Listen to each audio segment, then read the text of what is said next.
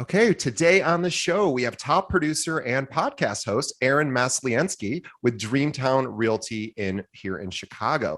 Let me tell you more about Aaron. Now, for the last 11 years, Aaron has immersed himself in the world of residential real estate with a specific emphasis on his community, which is Skokie and Evanston.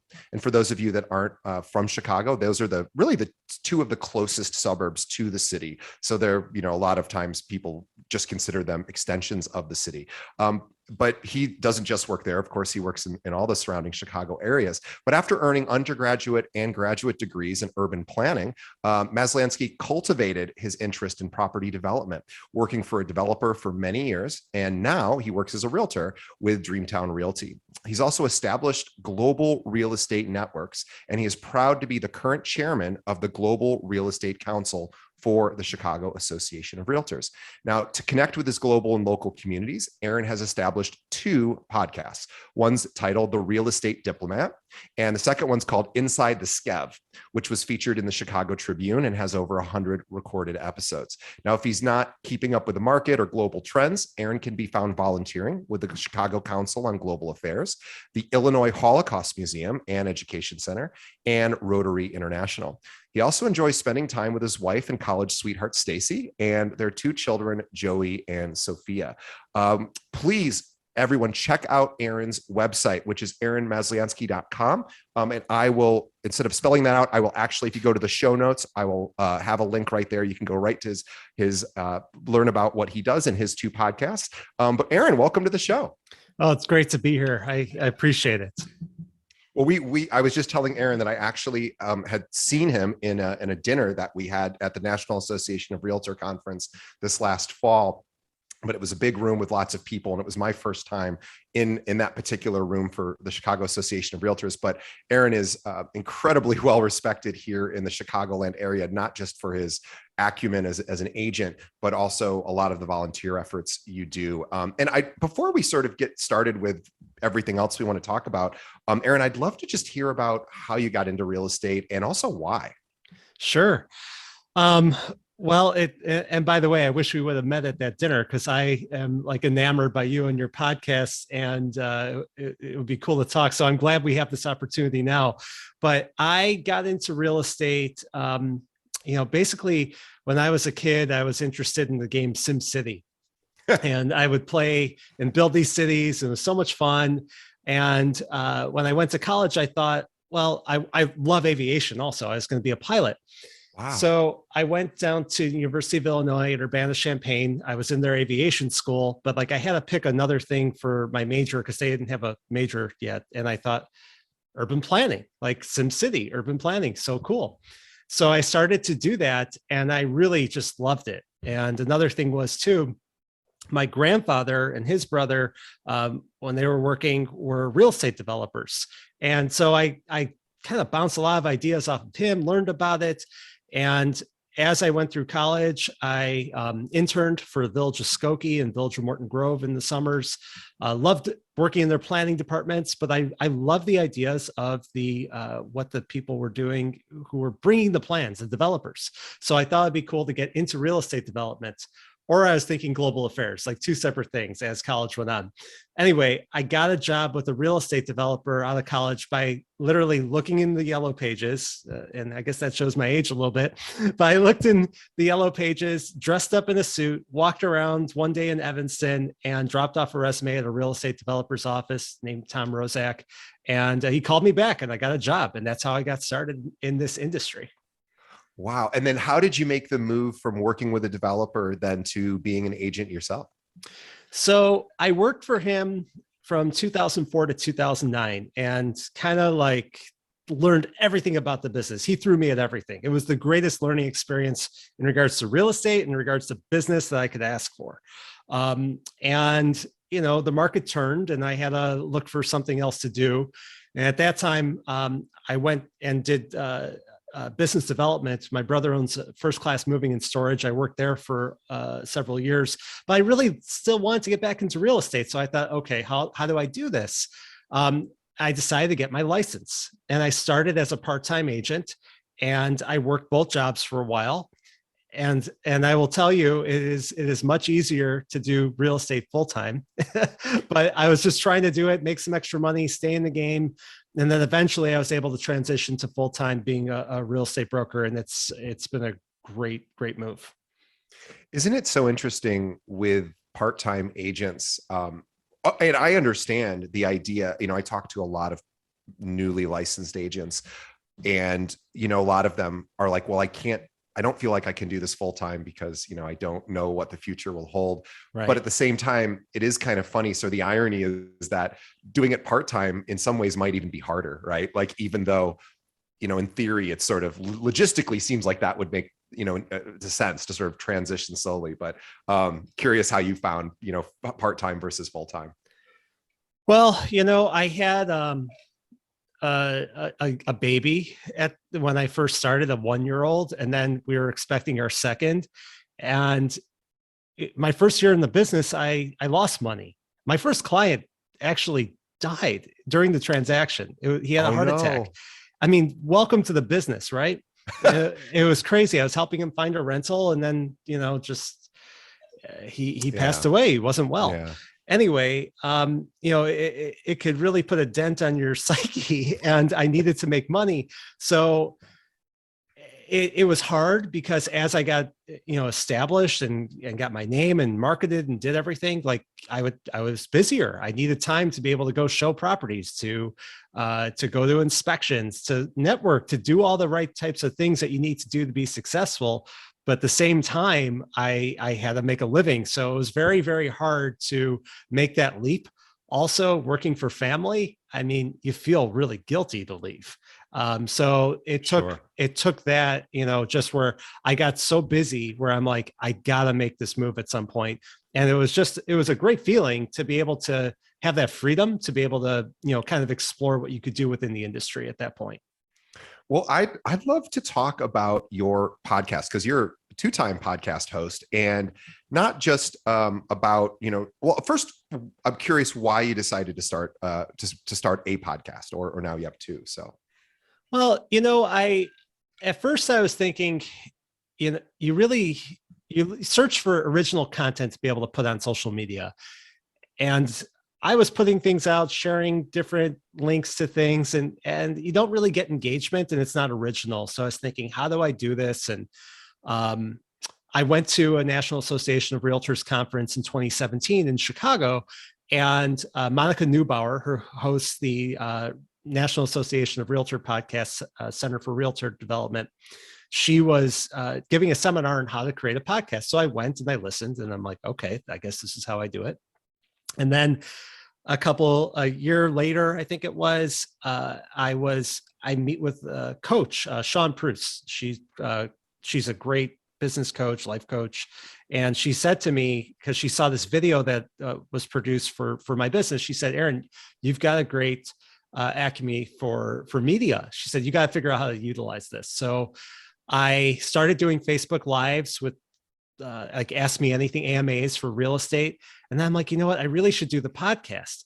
So I was talking with Sean, and she's like, well, what would it take for you to do it? And I said, well, I guess I got to get a couple microphones. And, she's like, and what else? I'm like, yeah, it's really not that much to do.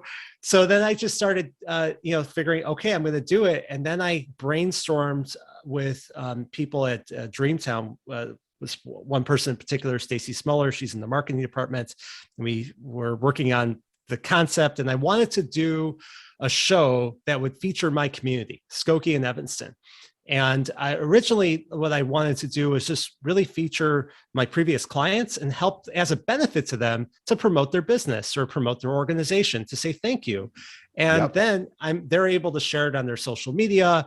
And it's an easy ask for people, and everyone feels good. It's a nice way to network. May I pause you for a second, just to make sure that our audience understands, because I think what you're saying is a huge piece of advice and a really smart idea, which was, hey, I'm working with, maybe I just help this person buy or sell a property, or I'm in the process of helping them buy or sell a property.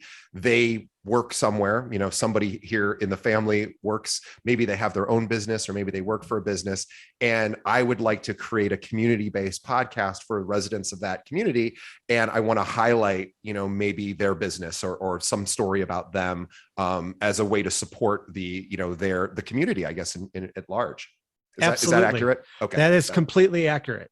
And, for instance, like here's an example. One of the first people I had on the show was a friend of mine. His name's Jacob Shapiro. Jacob bought a house with me. His whole family has been tremendous to me. They refer me. They're just wonderful people.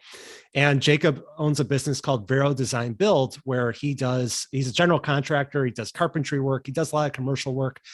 I'm like, hey, come on in. And he sat right next to me here where I am in my house right now. And, we had a drink, we talked, we did it was like the second or third episode. And it was a great way to promote him. And it was fun. And then everybody else who knows him got to hear it. So as I continued to do it, people got to know the show, and I got to have a lot of the community leaders. And it gave people a reason to speak with me, and it was easy for me to ask them. And then people started coming to me. So I've gotten to interview like the mayors of the towns, the heads of different businesses, the new things that are coming on. I mean, it's like I'm in the know of everything, and it's so cool. And what's so great too, I just want to make this point because it's an important one, especially if you're featuring somebody who has a small business in the area that your podcast is sort of featuring, is that marketers are always calling those businesses saying, hey, spend money for advertising, whether it's print media, digital media, there's costs. There's salespeople trying to say, oh, you need to advertise. And basically what you're offering is free advertising for that business. But what you're really providing value to the community too, because I'm sure, your friend who probably has a wonderful business, and it's great promotion, but it's so, there's not probably, I'm guessing when you have reached out to people, you said it's an easy yes. Has anyone ever really turned you down to be featured on your show? Yeah, I've been turned down, and I think sometimes people, I don't know exactly what the reason is or whatnot, but I don't think it really necessarily has to do anything with me. It could just be something that's going on with them in the community, or they don't, they may be salty or whatever it is. But or just anxiety around being on a show. Oh, 100%. I mean, you really get to know how people feel when they're being recorded, because the minute you're done recording, the best conversation happens, and I get to learn everything about what's happening. And I love that. But I almost feel like it should just keep rolling, but because people are just at ease at that point. But generally speaking, people are happy to come on, and it's just been really fantastic. And you're obviously passionate about Evanston, Skokie, or the Skevenston area. It's where you live. It's what you know. You grew up there as well, and it's fun. I imagine you're doing a lot of good, right, by promoting these businesses. They're having, getting some advertising. And then I'm curious, not that you're doing it as a way to get more clients, but I'm curious if it's resulted in business coming your way, buyers and sellers who hear your show, maybe they're exposed to it through somebody you've interviewed. Curious how often that turns into a client. Well, I definitely have had some people who have reached out to me specifically because of the show, or I had them on and they either worked with me or they referred a family member or friend to me to work. So that's happened several times. And it's not like, all of the business by any means. It's some people, but it happens. And then there's just the exposure itself, where people see your name. And it may not be because of the podcast originally that they're calling you, but oh yeah, I know you, Skokie and Evanston so well. And I even have a billboard up right now that says "You're realtor from Skevenston," and it's on Green Bay Road in Evanston. Yeah, it's, oh my God, it's crazy to see myself like that. But it's, I've really leaned in, let's just say. Yeah, but it's something that you're really passionate about. It's not a calculated sort of, this is going to get me a lot of business. I imagine it's just a lot of fun for you. It's a ton of fun. And, it has changed the perception that people have of who I am. Yeah. because I have gotten to interview people that I never would have had the opportunity to speak to in a million years. I'll give you some examples. So I interviewed Allison Pure Slovan. She's one of the village board members for the village of Skokie. So it's like the city hall. And she is the Midwest region head of the Simon Wiesenthal Center, which basically helps to combat anti-Semitism and racism. And she was bringing in these people who were former neo-Nazis to come, and now they're peace activists. They've turned, and she was bringing them into Chicago to speak and fundraisers and whatnot. And she said, "Hey, I need a location for this event with T.M. Garrett, who's one of these people." And I said, "Well, why don't we do it at, I was over at the Industrious Co-working Space in Evanston. I said, why don't we do it here? My wife had an office there, and we were able to, and we put on this event, and then I interviewed him before everybody. So here I am having this live conversation in front of people to this former neo-Nazi and talking to him about his experience. And never in a million years, as a Jewish person, would I think I'm speaking to this person who basically started the KKK in Germany. And, it was just unbelievable. And then other things where I've gotten to speak for organizations, the JCC in Chicago, the Jewish Community Center, they've had me do probably upwards of 20 or so interviews for their film festival. I've spoken with, this one man I spoke to once, his name's Henry Panyon. He's a Grammy award-winning composer. He produced this documentary about basically there's these things called the violins of hope. It's these violins that were from Holocaust victims that were then restored and sent around the world. And he is in Alabama. I forget exactly the town right now. Anyway, he put on this whole concert with these violins, and he's been involved with like civil rights movement. He's composed like over 100 songs for Stevie Wonder. And here I am having a conversation with him.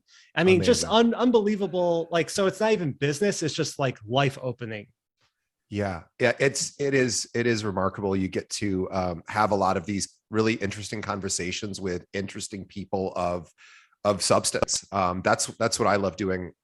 I like that the best part for me about the show is just me being able to talk to somebody at a hopefully a somewhat deeper level than I would be if I were to meet them just at a cocktail party maybe and just have a more of a superficial conversation. And you do get to meet some really interesting people, and you're also serving the community. So there's, I'm sure, a sense of, accomplishment there, and just sort of contributing to something bigger than yourself, and just doing a lot of good. Kind of a win-win all the way around. So win for the listeners who live in that area, a win for, of course, the guest who gets exposure, and a win for you because, of course, you get some additional exposure as well, and just also you get to bring all this to life.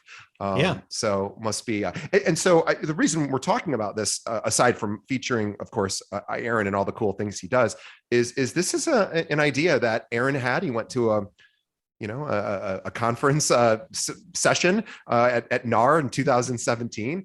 I still say NAR. I need to remember it's NAR. When I went to the NAR conference, I kept saying NAR, and people were like, "You really should say NAR." So, little pro tip for anyone. But when you were there and you just walked, went into a session, and here you are now with this, and you have 2 successful shows actually. But we just, I would just say directly to our audience, anybody can do this. It doesn't mean you're going to be excellent at it, right? Not everyone's going to be good at it, but it's something that really anybody can do.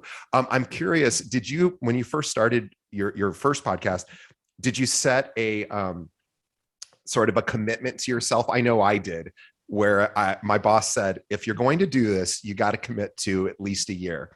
Because he goes, otherwise you're going to get 3 episodes in, no one's going to listen, and you're going to be disappointed and not want to do it. So I'm curious if you had any of those challenges, because we did not have a ton of listeners right away on our show. Yeah.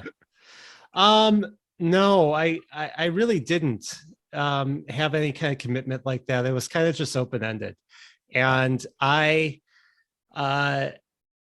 really just enjoyed it. And what drove me is the constant opening up of different opportunities that I never thought possible, of who I get to speak to and all these different types of things. So I just kept doing it. And then when the pandemic started, I thought, well, I got to shut stuff down. And then I discovered Zoom, like many others. And I was doing like 3 episodes a week. It was just insane. And then I went on to the radio. I got contacted by a radio station and I had it on the radio for about 6 months.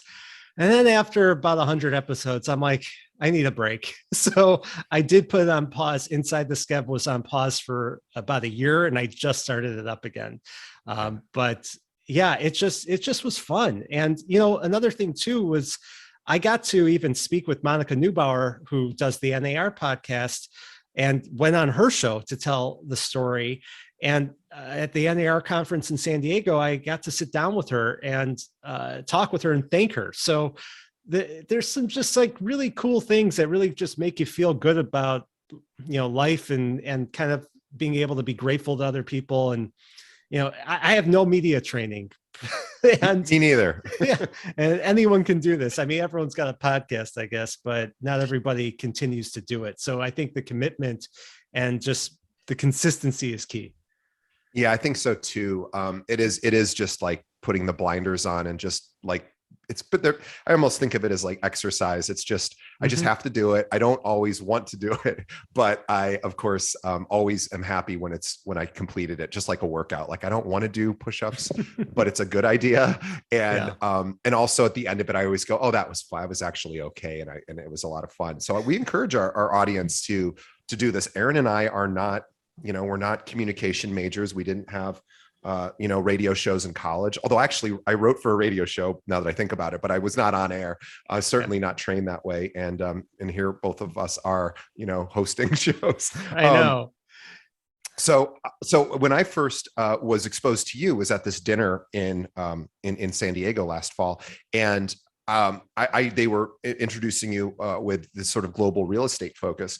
And I'm like, I don't even really know what that means. So I would love for you to talk to our audience about, you know, global real estate and sort of your thoughts about it, what you do there, and just anything you think our audience, which are essentially all realtors, might want to know or might want to learn about it. Well, I'll tell you how I got started in global real estate and then get to answer your question. So one of the things I'm really interested in is in global affairs. And I mentioned at the start of this conversation, when I was in college, I either wanted to go into urban planning and development or international development and global affairs. My master's degree is actually focused on international development. And when I was in college, it was during the Iraq War. And I took this class in energy and security. And I was like, oh my God, this is so interesting. Like, I'm going to move to DC and that's going to be my life. But I got this great opportunity and I went with it.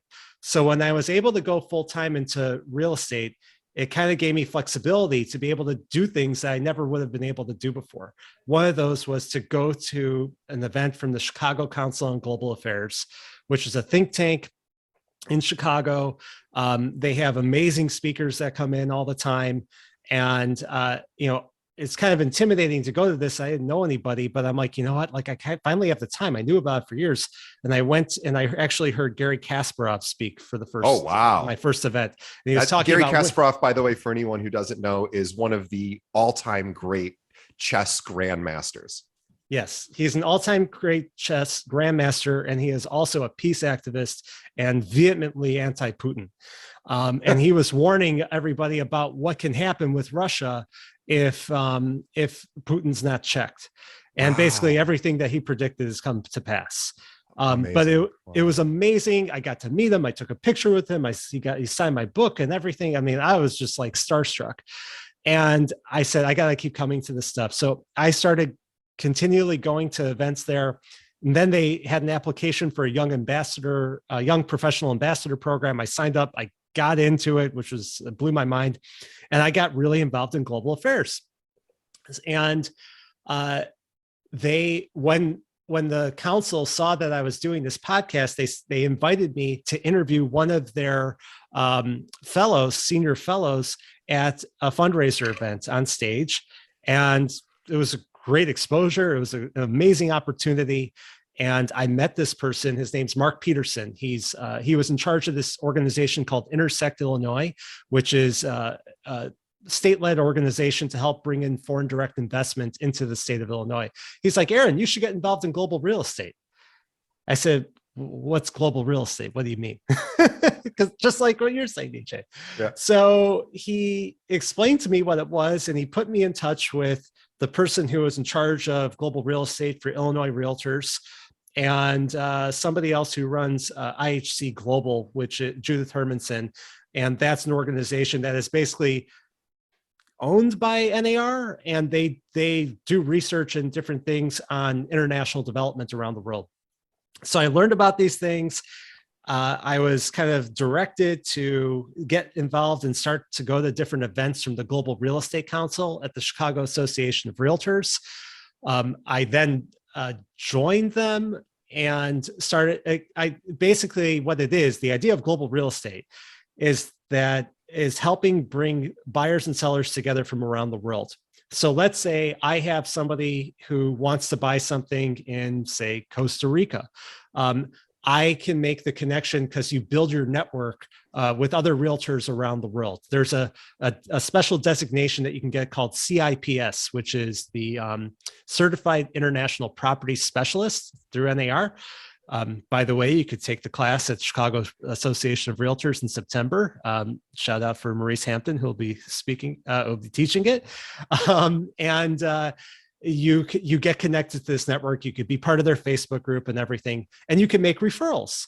And then on the other side, it's people who are coming inbound to where you are. So people may say, well, I've never done a global real estate sale. And I'll ask you, have you ever worked with somebody who was born outside the United States and bought real estate with you?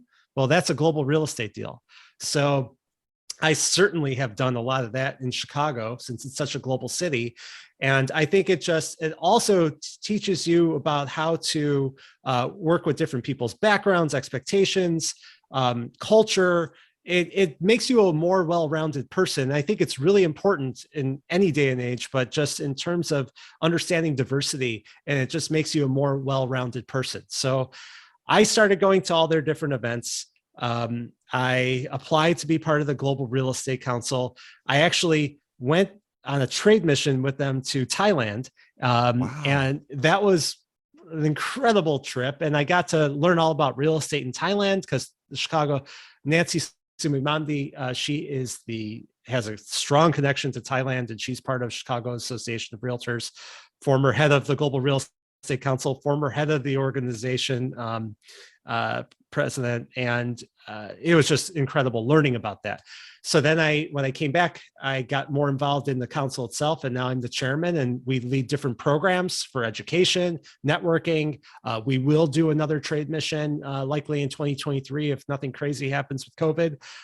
But it is super cool, very interesting group of people. Yeah, it sounds really rewarding. And I was curious too, because and I'm curious to get your opinion about this, because oftentimes when I hear about people from outside of the United States buying real estate, oftentimes it's from an investor's sort of objective. And it doesn't always, of course, somebody moving here from another country, of course, that counts too. But I'm curious about, did that, and again, you were sort of in the investor space as well, working with developers and sort of understanding that. But I'm curious, does that give you more exposure to understanding what foreign investors who are looking to buy real estate in the country, in the United States, does that give you more experience and understanding about how to work with those clients and maybe what their objectives are? Absolutely, because you're exposed to their needs, and it may be different than somebody who's just looking to buy the house. They may be looking at the United States and several other countries at the same time. And you have to be able to understand what the differences, the nuances are, and the advantages to them of buying in the US versus, say, buying something in Dominican Republic or in Canada, and what the restrictions may be for them. And you have to be able to know what potential there is for financing. I started this other podcast called The Real Estate Diplomat, which is all about global real estate and also takes into global affairs. And I'll talk a little bit more about it, but through that podcast, somebody reached out to me who was interested in real estate in the Dominican Republic. and we got to he's in Germany.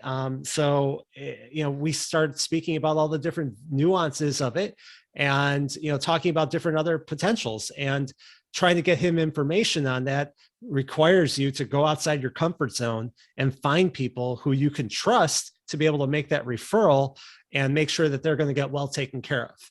And through that, you get to learn more about other countries, and you could speak about it. So you might be at a dinner party and somebody's talking about some country or whatever, and you happen to know a lot about it. I mean, that's empowering.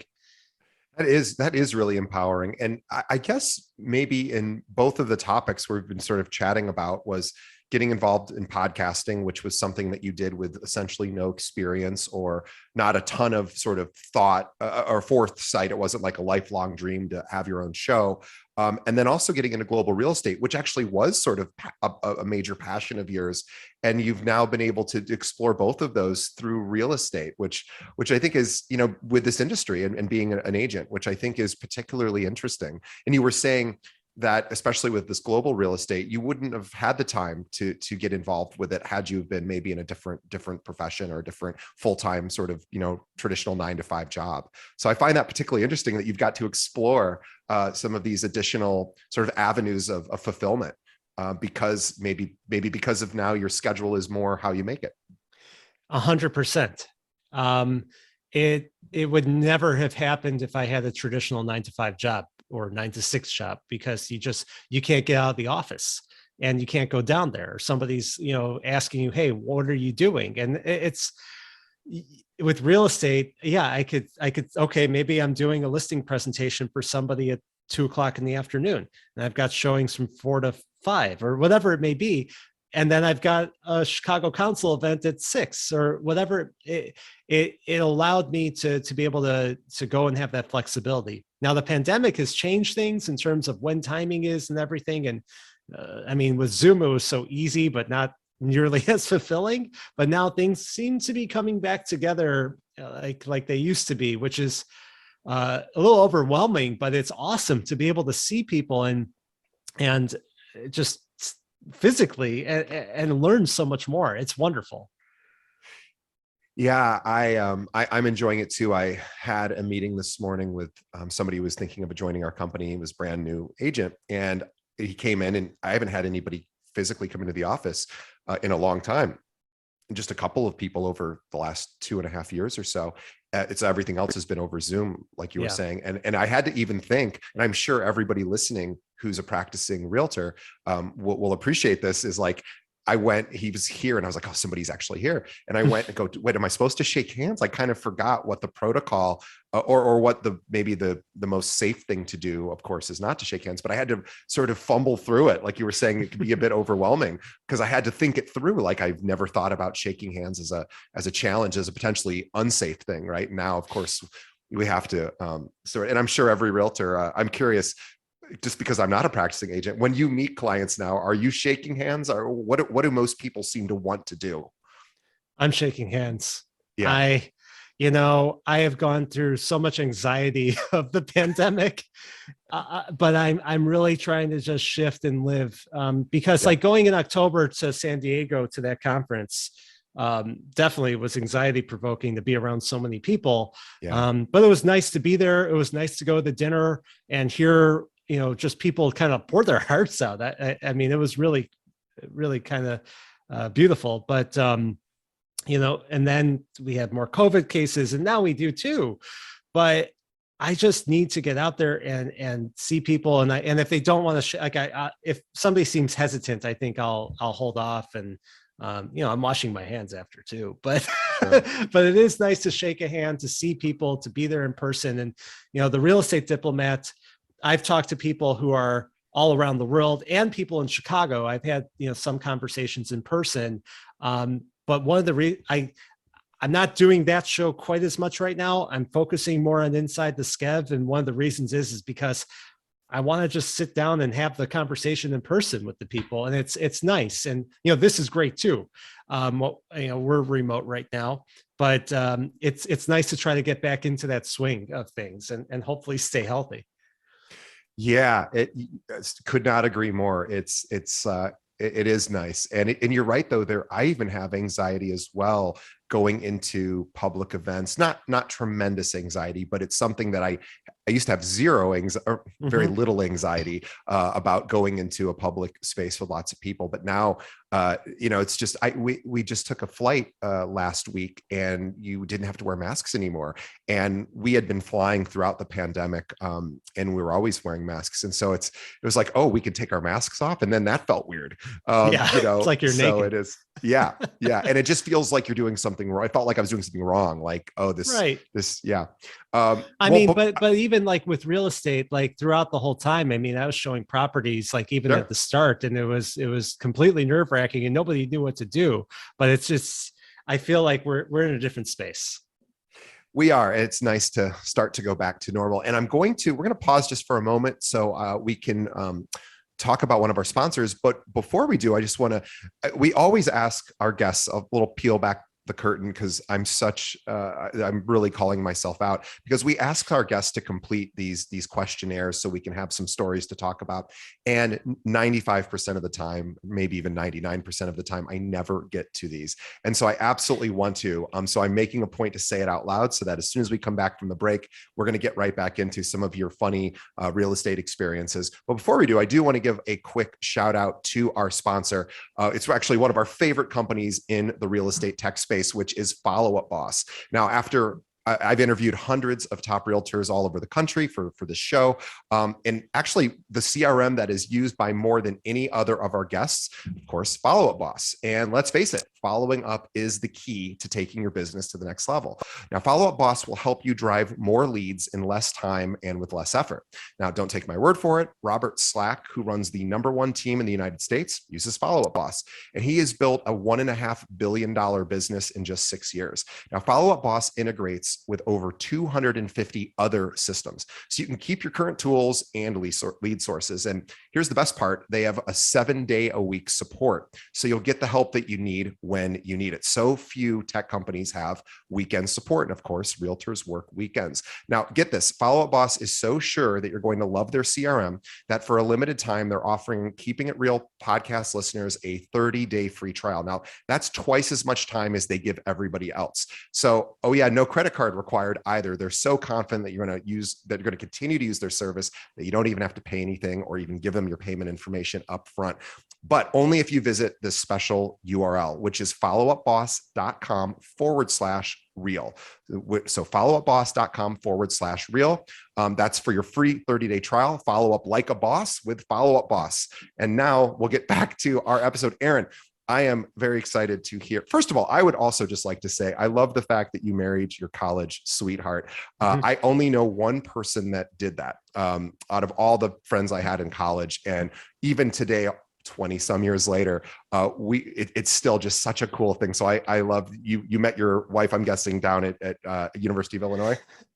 Yeah, she was dating one of my best friends and I met her. I'm like, oh my God, I'm like, how that, she's awesome. And then they broke up a couple months later. I had nothing to do with it. And then we started talking and it was like, wow, thank you, Henry, for dating Stacy. And we've been together ever since. And it worked out pretty well. And he ended up standing up at our wedding after a few years of a little bit tenseness. Well, you stole his girl, sure. Yeah, no, I didn't. No, I know. I'm only being silly. I know. I think that's such a cool story. We in my high school, we have one couple that got together in high school and stayed together. And so I don't have too many examples of that in my life. So I appreciate, I just think that's really cool. But let's talk about, because I just love this story about an ad that you ran in the newspaper here. The local paper here is called the Chicago Tribune, very prominent paper in the country. But can you talk a little bit about the experience that you had there? Yeah, so I put this ad out, I think it might have been 2015 or so. And it was on the front page of the real estate section on Sunday. I thought, well, this could be a good opportunity to get my word out and advertise an open house. So I do this, and then someone I know takes a clipping of it, and he says something about it and posts it onto Facebook, like, commenting on my hair. People comment on my hair that they love like how full it is. And I don't know. I have good hair, I guess. So then people started photoshopping it and they turned it into a series of movie covers. So I was in Grease, I was in Scarface, I was in Terminator 2. All these different movies. It was Howard Stern Private Parts, who, by the way, is an inspiration for doing podcasting, obviously, for me. But it was just crazy. It was just this huge series. And it was one of the funniest things. Like, people totally goofed on me, and I absolutely love it. So it was pretty funny. That is funny. And that's, whenever it's funny, there's good versions of that where your friends sort of have some fun with you and send it on social media. And then there's hey, I bought the bench back ad and somebody has colored in my teeth. So it looks like I have, they blackened one of my eyes. And, so there's like the fun, cool, funny version that we all laugh at. And then there's oh, that's a shame. Right. Like, I hope nobody does that to my billboard. Yeah, exactly. I got a lot of threats about that. Oh, you did? Oh, yeah. But so far, so good. Oh, that's great. And only because it's so funny. We ask all of our guests to give us like, an unusual experience and real estate experience. And almost always it's like sexual. It's like, well, I walked in on somebody and they were having sex, or, they were by themselves having sex or with someone else. And it's a lot of like, or I found some sex toys, or it's usually that. And so I stopped sort of even talking about those because I realized like that would be every show I'd be giving basically the same story. But this one's pretty unique. This one is not a sexual story. So I love it. But as a guy, I could just appreciate, the immaturity of us guys being able to handle this, or I shouldn't speak for you, but my immaturity, it would definitely be coming out. Like, do you mind sharing the story of the squatter that you walked in on? Well, the squatter's one thing. That squatter was, so I had two stories. And I think the one that you're referencing actually was for an open house. And I was preparing for an open house, and I always want to make sure all the lights are on, everything's clean, there's nothing out. I go into this bathroom. There's a used tampon on the countertop on the vanity. Wow. And I'm like, all right, what the hell do you do?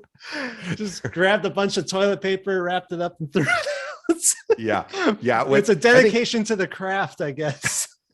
I think maybe women don't always appreciate that when us guys, if we ever come across that, which seems to be pretty rare. I've asked other guys, it's like we almost look at it like it's a bomb that's about to go off and we have to defuse it. And we're like not sure exactly what to do.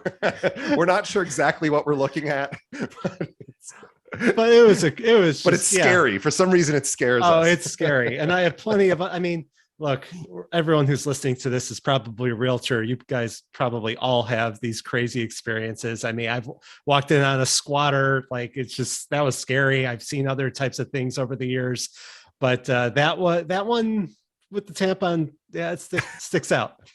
When you walked in on a squatter, was there a safety concern as well? Like, could be a dangerous situation. Yeah. I'm going around with my clients and we walk into this house that I had shown like 2 or 3 times before to other people. And I knew nobody was living there.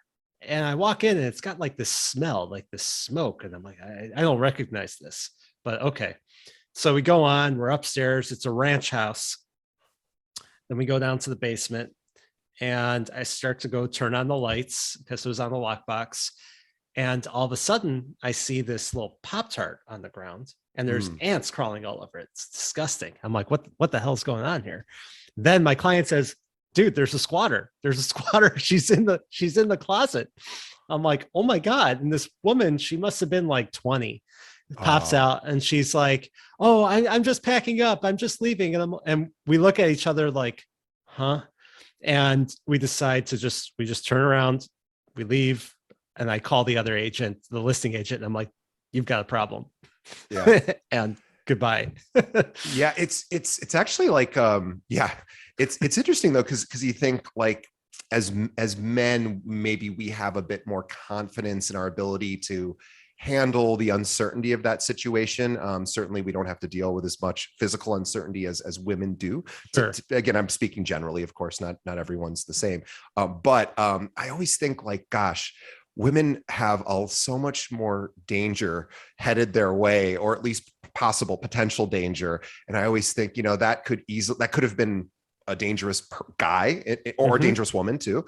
In that closet, you could have been a 90-pound woman or a 100-pound woman walking in there with her client. And it's something to always think about, safety. And I know as guys, we don't maybe think about it quite as much as women do. But it is something to really think about, because I think just about everybody's had some version of that story happen, right? Where it's like, ooh, that could have been really bad. Well, you worry about it. Open houses for sure. You don't know who's coming in. I think it's important to let your spouse or somebody know where you are, what time you're going to be, check in.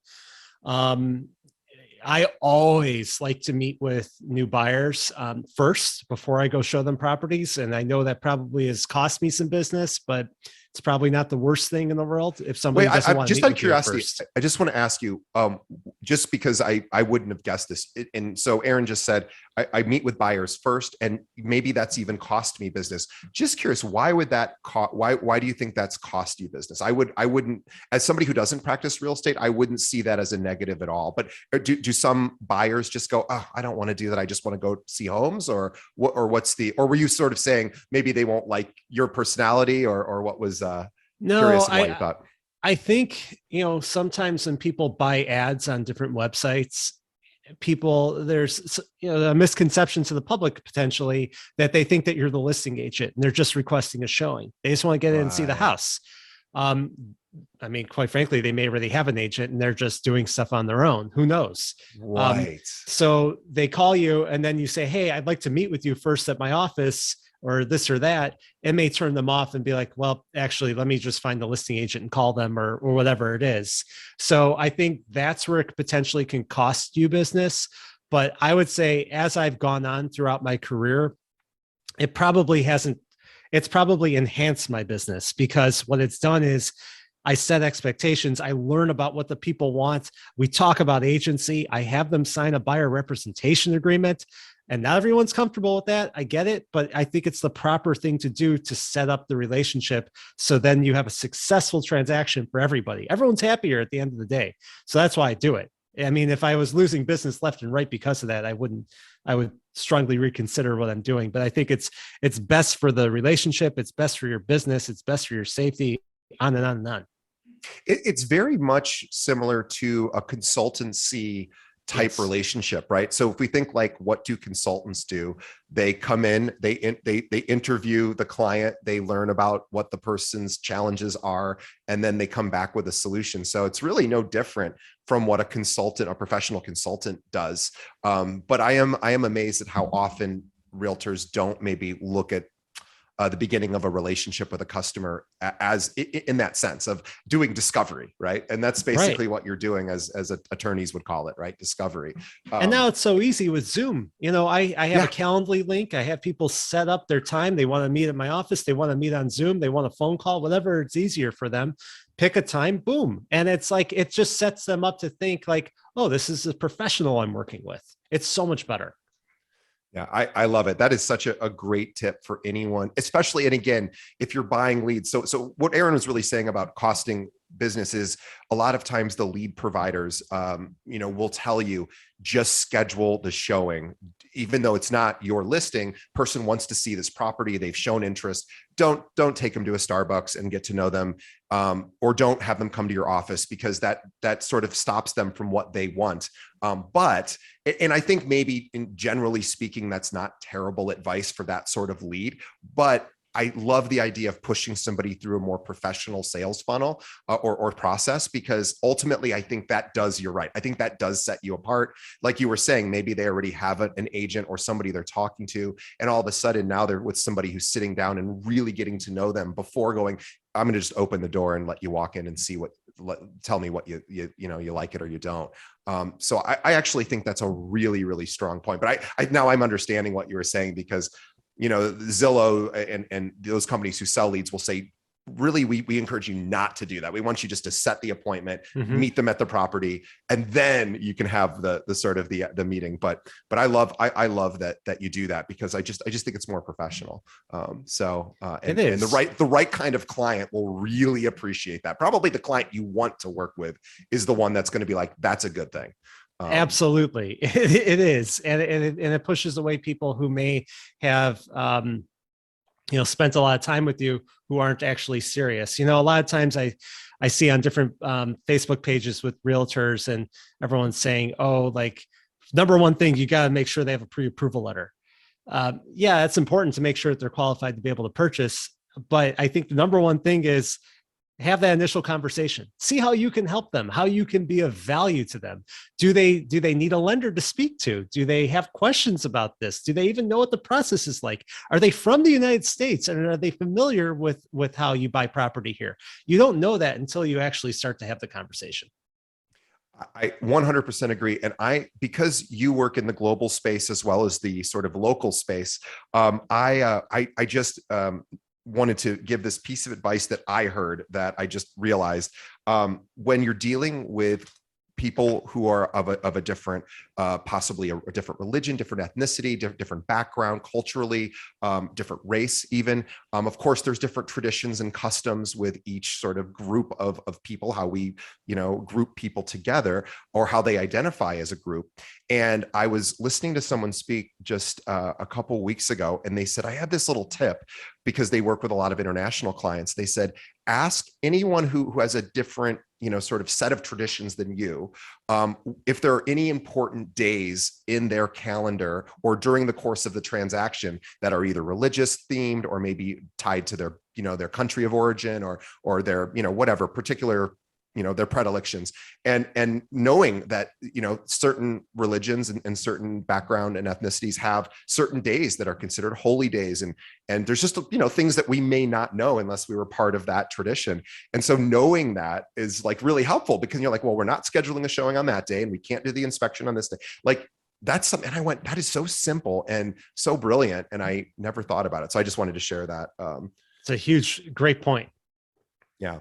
Awesome. Well, Aaron is the podcast host of 2 shows, and we'll mention his 2 shows. We have links to both of those in the show notes. The first one is called The Real Estate Diplomat, which is about global real estate. So definitely check that out. And you can, and then the second one is called Inside the Skev, which is about Skevenston, which is Skokie and Evanston, 2 suburbs that are side by side here in Chicago. And I encourage all of our audience to check out Inside the Skevenston, not because you maybe from somewhere else in the country and you don't know or care about those 2 suburbs. That's not the reason I want you to listen. I want you to listen to see what Aaron has built for his local community and how it works, and then maybe even go duplicate that yourself in your own local community. So this is something that it is just a perfect example of what you can do, and it's a heck of a lot of fun to build up that brand. And I'm curious, does anyone else, because Skevenston is kind of a very known term, does anyone else have a Skevenston podcast as far as you know? Are you the first? There was another group that had a Skokie podcast called It's Skokie, and they did 50 episodes, and I was on it, and I had them on mine. We shared, and there's other people who have Evanston podcasts, but not a Skevenston. Skevenston's actually a part of Skokie that has an Evanston mailing address and shares the school district and whatnot. So it's a play on words, but no one else who's competing in the Skevenston space with me. Well, and I didn't even mean that as in a joking way, although I know it sounds sort of silly. No, but it's a good question. Well, what's interesting is there's so much opportunity, right, to find a niche when it comes to podcasts in your community. Maybe there's a certain, neighborhood in the community you work in that you're really passionate about, or Aaron's, of course, passionate about his local community. And people who live in that Skevenston area are very passionate about that as well. Because I think if I remember correctly from what my friends told me, you get the benefits of Evanston, sort of their own. Is it that they have their own like police and their own public works? You get Skokie, all Skokie services. Oh, I had it backwards. Yeah. But you get the Evanston School District and you get the Evanston Post Office. So So this is a very desirable thing for people who are looking in that area. And now Aaron has a podcast, not just talking about the benefits, but all the cool stuff going on in the area, all the local businesses, the local political players. And you now have more exposure, of course, in your real estate practice as a result. absolutely. And if anyone wants to chat with me, I'm happy to be a resource as well. So feel free to reach out to me. Well, Aaron. Thank you so much for being on our show. By the way, to learn about everything Aaron is up to, aaronmasliansky.com. I'm going to post a link to that also in our show notes. And I want everyone to check out. You can find his podcast there. You can see videos he's done, and of course, learn more about Aaron and his passions. Aaron, we want to thank you for being on our show. This has been such a pleasure for me, and I'm really excited that we had you on today, and you really provided a lot of value for our audience. Before we sign off, I just want to ask everyone not only to go check out Aaron's 2 shows, please do, but also tell a friend about this podcast. Just think of one other agent that you think would get a lot of value from listening to Aaron, and send them a link. Easiest way to do that, just send them over to our website, keepingitrealpod.com, or just have them pull up a podcast app, search for Keeping It Real, and hit that subscribe button. Well, Aaron, on behalf of our audience, we want to thank you. We know how busy you are with all your volunteer effort, and also want to thank you for all your volunteer effort for the real estate community. You are somebody who truly does give back, and we didn't feature a ton of that on the show, but Aaron is just incredibly involved in the industry. And also, of course, on behalf of Aaron and myself, we want to thank all of our listeners and our viewers for continuing to listen and support our show. And we will see everybody on the next episode. Well, thanks, Aaron. Thank you. It was a real pleasure. And thanks everyone for listening.